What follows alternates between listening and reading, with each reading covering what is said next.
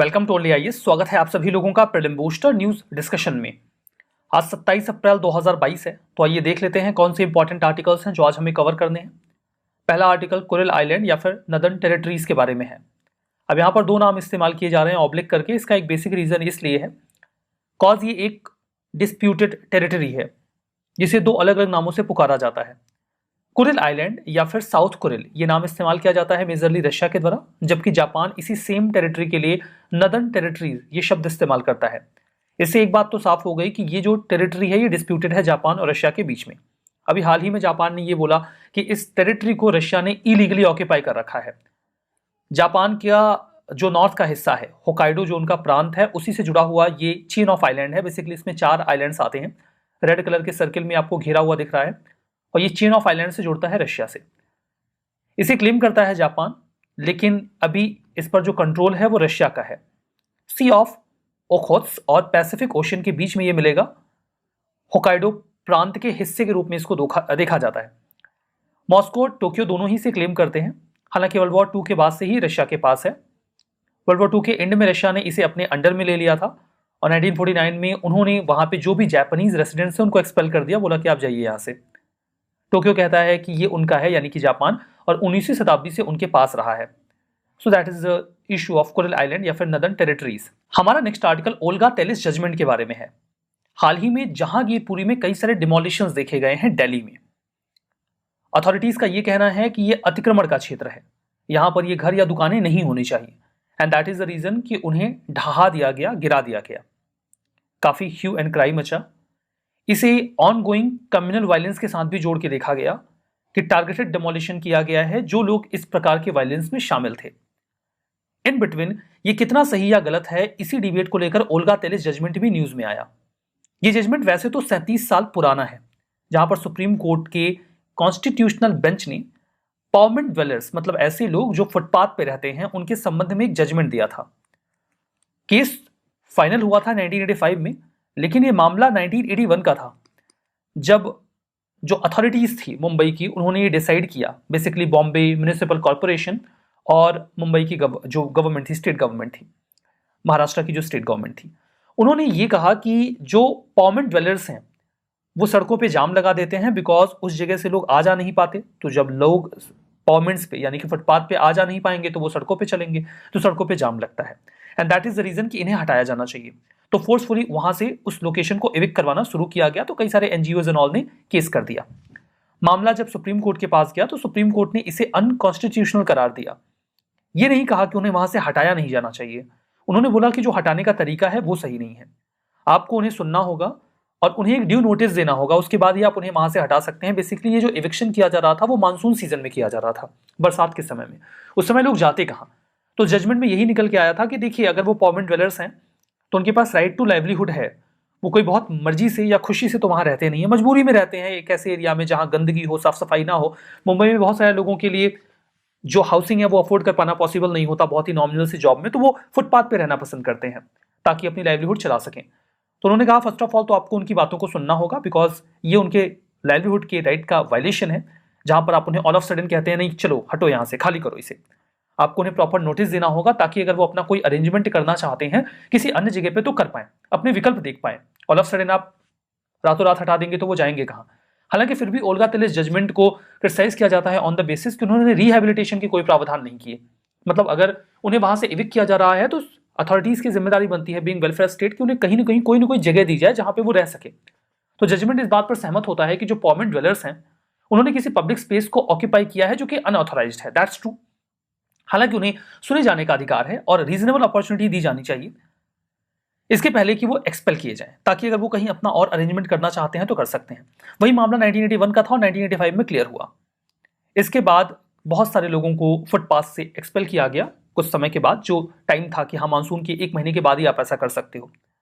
तो permanent dwellers जो हैं उनके बारे में इस बात को भी रिकॉग्नाइज किया गया कि उनकी भी right to life and dignity है और वो केवल लाइवलीहुड के पर्पस से फुटपाथ पे रहना पसंद करते हैं। नहीं, कौन रहना चाहेगा किसी भी ऐसी जगह पे जहां साफ सफाई ना हो और एक स्टेबल उनके पास हाउसिंग ना हो, फिर भी वो वहां रहते हैं जस्ट बिकॉज उनकी मजबूरियां हैं। लेकिन फिर भी ये पूरा डायमेंशन आया कि आप ऑल ऑफ सडन तो किसी का घर डिमोलिश नहीं कर सकते। तो हो सकता है कि जहांगीरपुरी का ये जो पूरा मामला है इसमें भी ओल्गा तेलिस जजमेंट संज्ञान में लिया जाए कि ऑल ऑफ सडन आप डिमोलिशन नहीं कर सकते बिना प्रॉपर नोटिस के। 2019 का यह प्रश्न है कि कौन सा आर्टिकल है जो राइट टू मैरी को एक व्यक्ति की चॉइस के तौर पे सेफगार्ड करता है, and that is obviously article 21 and B will be the correct answer. बहुत ही आसान सा प्रश्न था जो 2019 के प्रीलिम्स में पूछा गया था। That is just to portray कि हाँ, फंडामेंटल राइट से क्वेश्चंस पूछे जाते हैं। राइट टू लाइवलीहुड भी आर्टिकल 21 के तहत फंडामेंटल राइट डिक्लेयर किया गया था ओल्गा टेलिस जजमेंट में। हमारा नेक्स्ट आर्टिकल इंडिया के पेटेंट्स रिपोर्ट के बारे में है। अभी हाल ही में इंडिया पेटेंट्स रिपोर्ट को पब्लिश किया गया। इससे पता चला कि भारत में जो टेक्नोलॉजी का इनोवेशन है वो पेस पकड़ रहा है। 2015 से 21 के बीच में 1,38,000 टेक पेटेंट्स जारी किए गए हैं या फाइल किए गए हैं। इसे रिलीज करता है नेस्कॉम, यानी कि national association of software and services companies. Report का फोकस इस बात पे होता है कि हम समझ पाएं कि टेक्नोलॉजिकल जो इनोवेशंस हैं वो कितने अच्छे हो रहे हैं। इसके लिए हम उन पेटेंट्स पर फोकस करते हैं जिन्हें टेक्नोलॉजी कंपनीज फाइल कर रही हैं या फिर जो स्टार्टअप्स हैं वो फाइल कर रहे हैं। जो पेटेंट्स हैं उन्हें इंडियन कंपनीज के द्वारा फाइल किया जाता है। इंडियन कंपनीज ने 1.38 lakh patents, tech patents file किए हैं 15 to 21 के बीच में। यूएस एक की मार्केट रहा है जहां से हम अक्सर अपना जो सारा एक्सपोर्ट है करते हैं। 9,500 पेटेंट्स जो हैं वो यूएस की ऐसी कंपनी से भी फाइल किए गए हैं जो इंडियन डोमिसाइल की हैं। इंडिया डोमिसाइल कंपनी का मतलब एक ऐसी कंपनी से है जो ऑपरेट तो यूएस में करती है बट उनका रजिस्ट्रेशन इंडिया में है या फिर उनका जो मेन ऑफिस है वो इंडिया में है, उनके बेसिक ऑपरेशंस इंडिया में है, तो उन्हें इंडिया डोमिसाइल कंपनी कहा जाएगा। और 2015 से 19 के बीच में इस प्रकार के पेटेंट की फाइलिंग में भी 47% की इंक्रीज हुई है। हमने देखा कि जो 60% पेटेंट फाइल किए गए हैं वो इंडियन कंपनीज ने फाइल किए हैं, जबकि 16.7 ये देखिए स्टार्टअप्स और कंपनीज ने 60% फाइल किए हैं। 16.7% टेक पेटेंट्स जो आए हैं वो इंडिविजुअल इन्वेंटर या फिर एकेडमिया रिसर्च से आए हैं। वी कैन सी कि एकेडमिया रिसर्च में बहुत ज्यादा पोटेंशियल है, जिन्हें गवर्नमेंट फंडिंग भी मिलती है, लेकिन वहां से पेटेंट्स आ रहे हैं कम, तो वहां पर भी थोड़ा सा ध्यान दिए जाने की आवश्यकता है। चिल्ड्रन इन स्ट्रेस सिचुएशन, ये हमारा नेक्स्ट आर्टिकल है। सुप्रीम कोर्ट ने भी डायरेक्ट किया है उन स्टेट्स एंड यूटीज को जिनके पास अभी भी इस संबंध में कोई भी पॉलिसीज नहीं है। उनसे कहा गया है कि आप ऐसे बच्चों को रिहेबिलिटेट करने के प्रावधान करें जो CISS हैं, यानी कि चिल्ड्रन इन स्ट्रीट सिचुएशन है, और उन्हें इंप्रूव करने के प्रयास किए जाएं। ये प्रिपेयर किया जाता है चिल्ड्रन इन स्ट्रीट सिचुएशन। इसके संबंध में जो भी फ्रेमवर्क तैयार होते हैं इन्हें NCPCR तैयार करता है, that is national commission for protection of childrens right, जहां पे वो सेव द चिल्ड्रन एक नॉन प्रॉफिट ऑर्गेनाइजेशन है, उनके साथ कोलैबोरेट भी करते हैं। इसके माध्यम से हम कोशिश ये करते हैं कि बच्चों के वेलफेयर को इंश्योर करें जो सड़कों पर घूमते हैं या फिर अपनी फैमिलीज के साथ भी मजबूर हैं सड़कों पर रहने को लेकर। 3 कैटेगरीज में डिवाइड किया जाता है ऐसे बच्चों का जो स्ट्रीट सिचुएशन में है। पहली कैटेगरी में ऐसे बच्चे आते हैं जो कि सड़कों पर ही रहते हैं, ऑल अलोन, उनके पास कोई सपोर्ट नहीं है, उनके माता पिता नहीं है, दे पॉसिबली कैन बी ऑर्फन, वो अनाथ हो सकते हैं। दूसरी कैटेगरी में ऐसे बच्चे आते हैं जो पूरे दिन सड़कों पे घूमते रहते हैं, खाने के लिए कुछ पैसे मांगते हैं लोगों से या फिर खाना मांगते हैं, और शाम को या रात में वो अपने उन घरों में वापस लौट जाते हैं जो स्लम्स में होते हैं। और तीसरी कैटेगरी में ऐसे बच्चे आते हैं जिनकी पूरी की पूरी फैमिली ही सड़कों पर रहती है, उनका परिवार भी सड़कों पर रहता है, वो बच्चे भी सड़कों पर रहते हैं। इन तीनों ही कैटेगरी के लोगों को वेलफेयर की नीड होती है और यहाँ पे गवर्नमेंट का इंटरवेंशन रिक्वायर्ड होता है, प्रॉपर पॉलिसीज चाहिए होती हैं। गाइडलाइंस ये है कि हमें बच्चों को फैमिली के कॉन्टेक्स्ट में देखना चाहिए, क्योंकि फैमिली फर्स्ट रिजॉर्ट होती है जहां पे बच्चा अपनी बेसिक नीड्स पूरी कर पाता है। कोशिश की जाए कि उन्हें उस प्रकार की फैसिलिटीज दी जाए। सोशल प्रोटेक्शन जो चिल्ड्रन के लिए है वो भी जरूरी है अगर उनके पास परिवार नहीं है तो। फर्दर इंडिविजुअल केयर प्लान भी होना चाहिए स्ट्रीट चिल्ड्रन के लिए, ताकि वेरियस स्कीम उन तक पहुंचे और वो अच्छी कंडीशन में आ सकें। हमारा नेक्स्ट आर्टिकल IT रूल्स 2021 के बारे में है। अभी ministry of information and broadcasting ने 16 यूट्यूब चैनल को ब्लॉक किया है, जिनमें 6 पाकिस्तान से हैं। ये एक्शन IT रूल 2021 के रूल 18 को संज्ञान में लेकर किया गया है, जहां पे इमरजेंसी पावर्स मिलती है अथॉरिटी को कि वो किसी भी सोशल मीडिया प्लेटफॉर्म के ऐसे कंटेंट को या चैनल्स को या सोर्सेस को रिमूव कर सकते हैं जो फेक इंफॉर्मेशन स्प्रेड करते हों। इन चैनल्स को बैन करने का या ब्लॉक करने का बेसिक ऑब्जेक्टिव ये था बिकॉज ये फेक न्यूज फैला रहे थे और गलत इंफॉर्मेशन स्प्रेड कर रहे थे। देखिए जो IT रूल है 2021 की, ये ग्रीवांस रिड्रेसल मैकेनिज्म प्रावधान करते हैं इस संबंध में OTT प्लेटफॉर्म के लिए और डिजिटल पोर्टल्स के लिए भी, जहां पे सोशल मीडिया प्लेटफॉर्म्स भी आ जाते हैं संज्ञान में। जो सिग्निफिकेंट सोशल मीडिया फर्म्स हैं उन्हें चीफ कंप्लेंट ऑफिसर नियुक्त करना होगा अंडर दीज रूल्स, और एक नोडल कॉन्टैक्ट पर्सन भी नियुक्त करना होगा जो 24/7 अथॉरिटीज के साथ कॉन्टैक्ट में रहे और उनकी जो भी कंप्लेंट्स हैं उन्हें एड्रेस करे। जो ग्रीवांस ऑफिसर होंगे वो सोशल मीडिया प्लेटफॉर्म्स के द्वारा नियुक्त किए जाएंगे और वो 24 आवर्स अवेलेबल रहेंगे। जो भी कंप्लेंट्स उन तक जाती हैं वो कंप्लेंट्स को रजिस्टर करेंगे और विदिन 15 डेज उसे डिस्पोज करवाने की जिम्मेदारी भी उनकी होगी। कंटेंट का रिमूवल, अगर वो कंटेंट बहुत ही ज्यादा सेंसिटिव है तो विदिन 24 आवर्स होना चाहिए। कुछ कंटेंट बहुत ही ज्यादा सेंसिटिव होता है जो किसी भी यूजर की डिग्निटी को थ्रेट पहुंचाता हो, स्पेसिफिकली महिलाएं। अगर कोई एक्सपोज प्राइवेट पार्ट्स दिखाए जा रहे हैं, किसी इंडिविजुअल की न्यूडिटी दिखाई जा रही है, कोई सेक्सुअल एक्ट दिखाया जा रहा है या इम्पर्सोनेशन किया गया। इम्पर्सोनेशन का मतलब ये होता है कि पर्सन कोई और है, उसके ऊपर फेस कोई और लगा दिया गया है। इस प्रकार के भी कई सारे वीडियोस आपको देखने को मिल जाते हैं जहां पर किसी व्यक्ति को हर्ट करने के लिए, उसकी डिग्निटी को रिड्यूस करने के लिए, उसे डिफेम करने के लिए ऐसा किया जाता है। सोशल मीडिया प्लेटफॉर्म्स को अगर इस संबंध में कोई भी कंप्लेन मिलती है तो वो कंटेंट विदिन 24 आवर्स रिमूव होना चाहिए, क्योंकि ये किसी भी व्यक्ति के लिए उसकी लाइफ को डिस्ट्रॉय करने वाला हो सकता है। उन्हें एक मंथली रिपोर्ट भी सबमिट करनी होगी कि उनके पास कितनी कंप्लेंट्स आई, उन्होंने कितना रिड्रेस किया। 3 लेवल का रेगुलेशन यहाँ पे बताया गया है। पहला है सेल्फ रेगुलेशन, दूसरा एक होगी सेल्फ रेगुलेटरी बॉडी जिसे रिटायर्ड जज या फिर कोई एक एमिनेंट पर्सन हेड करेंगे, और एक oversight information and broadcasting ministry के द्वारा भी किया जाएगा जिनके पास होगी ग्रीवांस कमेटी। फर्दर कोई भी ऐसे सिग्निफिकेंट सोशल मीडिया इंटरमीडियरी जिनके पास 50 लाख से ज्यादा रजिस्टर्ड यूजर्स हैं, उन्हें इन सभी प्रावधानों को मानना होगा। नॉन कंप्लायंस अगर होता है तो फिर उस जैसे कि फेसबुक, ट्विटर, इंस्टाग्राम या व्हाट्सएप को बैन किया जा सकता है और उनका इंटरमीडियरी का स्टेटस भी हटाया जा सकता है। बीइंग इंटरमीडियरी कई सारे फायदे होते हैं।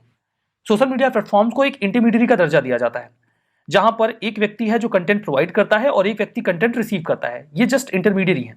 तो अगर कंटेंट प्रोवाइडर कोई ऐसा कंटेंट प्रोवाइड कर रहा है जो कि एक्सप्लिसिट है, सही नहीं है, या फिर फेक न्यूज है या गलत जानकारी फैलाने वाला है, तो इसकी जिम्मेदारी इस पर्सनल कंटेंट प्रोवाइडर की होती है, ना कि इस प्लेटफॉर्म की। तो ये इंटरमीडियरी है। अगर इन्होंने कोई गलती की है तो इसकी जिम्मेदारी इनके ऊपर होगी, ना कि प्लेटफॉर्म के ऊपर।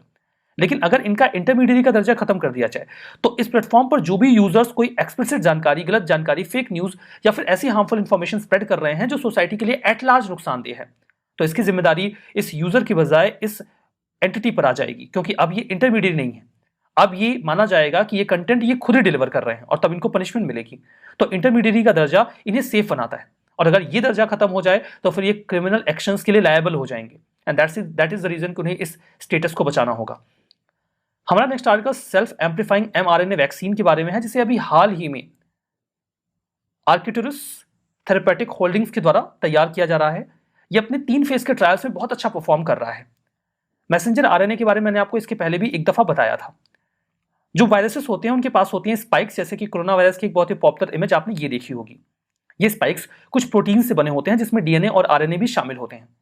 ये स्पाइक्स जाके हमारे जो सेल्स होते हैं उनके साथ खुद को कनेक्ट कर देते हैं, और इस कनेक्ट करने के बाद इस सेल को इन्फेक्ट कर देते हैं, और इसके बाद ये जो इन्फेक्टेड सेल होती है ये इनके लिए एक वायरस जनरेटिंग कंपनी की तरह वर्क करने लगती है, और फिर यहां से कई सारे और वायरस जनरेट होते हैं।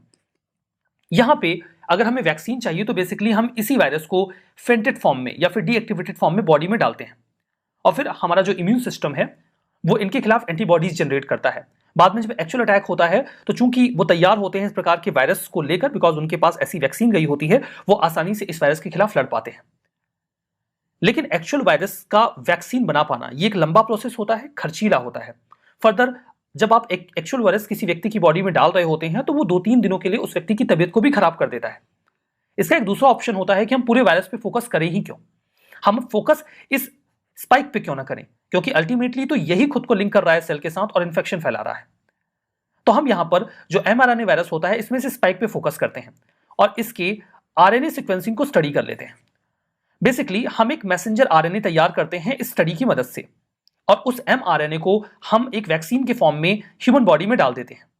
अब सेल्स के पास पहुंच जाते हैं ये mRNA। तो जब ये mRNA ह्यूमन बॉडी में पहुंच जाता है तो हमारा इम्यून सिस्टम इस mRNA को लेकर एक्टिवेट हो जाता है, और फर्दर जब रियल अटैक होता है और इस प्रकार के mRNA वाले स्पाइक एग्जिस्टेंस में आते हैं तो हमारी बॉडी उसके लिए तैयार होती है। ये जो वैक्सीन होती हैं ये जल्दी बन जाती हैं, कम समय में बन जाती हैं, ये खर्चीली कम होती हैं, और चूंकि ये पूरा वायरस नहीं होता तो ह्यूमन बॉडी को कुछ समय के लिए जो बीमारी का एहसास होता है, नुकसान होता है, वो भी नहीं हो पाता। तो ये फ्लेक्सिबल होते हैं काफी ज्यादा, मतलब अच्छा रिजल्ट हमें मिलता है। इनके छोटे डोजेस भी काम कर जाते हैं, दैट्स वाई इन्हें स्टोर करना आसान होता है, उनकी कॉस्ट भी कम आती है। हमारा next article episodic accreting young stars के बारे में है। इंडियन एस्ट्रोनॉमर्स जो Aryabhatta research institute of observation sciences से बिलोंग करते हैं, यानी कि एरीज से उन्होंने डिस्कवर किया है एक गैया 20 EAE, तो गैया 20 EAE है क्या? ये यंग स्टार्स का एक ग्रुप है जो काफी रेयरली देखे जाते हैं। यहां पर हमने देखा कि ये स्टार्स अचानक से अपनी ब्राइटनेस इंक्रीज कर रहे हैं समय समय पे। अब ऐसा क्यों होता है? देखिए, कुछ स्टार्स इन मेकिंग होते हैं। तारे कैसे बनते हैं? एक धूल के कण और चट्टानों के, पत्थरों के और गैसेस की डिस्क होती है, और ये डिस्क आपस में ऐसे कॉन्सेंट्रेट होती रहती है, और इसके बीच में एक स्टार फॉर्मेट, जो स्टार का फॉर्मेशन है वो होता रहता है, ठीक है। या एक डिस्क के कई सारे जो स्टार्स हैं वो बन सकते हैं। डिस्क बहुत बड़ी होती है, कई लाइट ईयर्स में फैली होती है। तो ये जो स्टार फॉर्मेशन चल रहा होता है, इनिशियली इनके पास, चूंकि ये बहुत इनिशियल फेज में होते हैं, तो ये अपनी एनर्जी हाइड्रोजन फ्यूजन से नहीं पाते, बिकॉज इनका कोर इतना स्ट्रांग नहीं होता कि हाइड्रोजन फ्यूजन कर सके। जो कंपाउंड्स इसके सेंटर के ग्रेविटेशन की ओर आ रहे होते हैं, उनके ग्रेविटेशनल कॉन्ट्रैक्शन की वजह से हीट एनर्जी जनरेट होती है। तो एक तो ये इनकी एनर्जी का सोर्स होता है। दूसरा, ड्यूटेरियम का फ्यूजन होता है। ये प्री मेन सीक्वेंस फेज जो स्टार्स का होता है, उसमें इनकी एनर्जी का सोर्स होता है। तो ये अपनी डिस्क से जो भी मास है उसे कलेक्ट करते रहते हैं और अपना साइज बढ़ाते रहते हैं। लेकिन जो प्री मेन सीक्वेंस स्टार होते हैं, ये डिस्क से अपना जो मास है वो गैदर करते रहते हैं। ये जो प्रक्रिया है, इसे ही मास एक्रेशन कहा जाता है। मतलब डिस्क, जो धूल के कण की एक डिस्क है, उससे मास को कलेक्ट करना। तो ये उसी से खुद को फीड करते रहते हैं। बट ऑल ऑफ सडन ऐसा होता है कि जो मास होता है वो बहुत ज्यादा ग्रैब कर लेते हैं, बहुत ज्यादा, कुछ किसी भी प्रकार से अगर वोलेटिलिटी क्रिएट होती है, तो मास अचानक से ये ज्यादा उस डिस्क से लेने लग जाते हैं, और उसकी वजह से इनका जो मैग्नीट्यूड है वो 4 से 6 गुना बढ़ जाता है। इनकी ब्राइटनेस भी बढ़ जाती है, जो हमें ऑप्टिकल बैंड में दिखती भी है। तो ऐसे स्टार्स को हम स्टडी करते हैं जहां पर एपिसोडिक एक्रेशन देखने को मिलता है यंग स्टार्स में। अचानक से वो अपने डिस्क से ज्यादा मास ले लेते हैं, उनकी एनर्जी बढ़ जाती है, उनका जो ब्राइटनेस है वो भी बढ़ जाता है। हमें अभी तक लगभग 25 ऐसे रेयर ग्रुप्स मिले हैं जिनको हमने डिस्कवर किया है, और हम उन्हें लगातार स्टडी भी कर रहे हैं। कुरिल आइलैंड, ये साउथ वेस्टर्न एरिया है इंडियन ओशियन का। अफ्रीका की ईस्ट कोस्ट पे गलत है, ये जापान के नॉर्थ में मिलेगा, हमने पढ़ा था। ओगला टेलिस जजमेंट, ये राइट टू एजुकेशन के बारे में है, नहीं, जो पाथवेज पर ड्वेलर्स होते हैं उनके बारे में है। Save the children non profit organisation है, दैट्स ट्रू। गैया 20 EAE, ये एक स्वैम्प ईल है, गलत है, ये ग्रुप ऑफ स्टार्स है। आज का सेशन यहां पे समाप्त होता है। पीडीएफ आपको मिलेगी ओनली IAS के टेलीग्राम चैनल पे। आप वहां तक इस QR कोड को स्कैन करके भी पहुंच सकते हैं। जाइए, पीडीएफ को डाउनलोड करिए और रिवीजन करना मत भूलिएगा। That's all for now, thank you very much.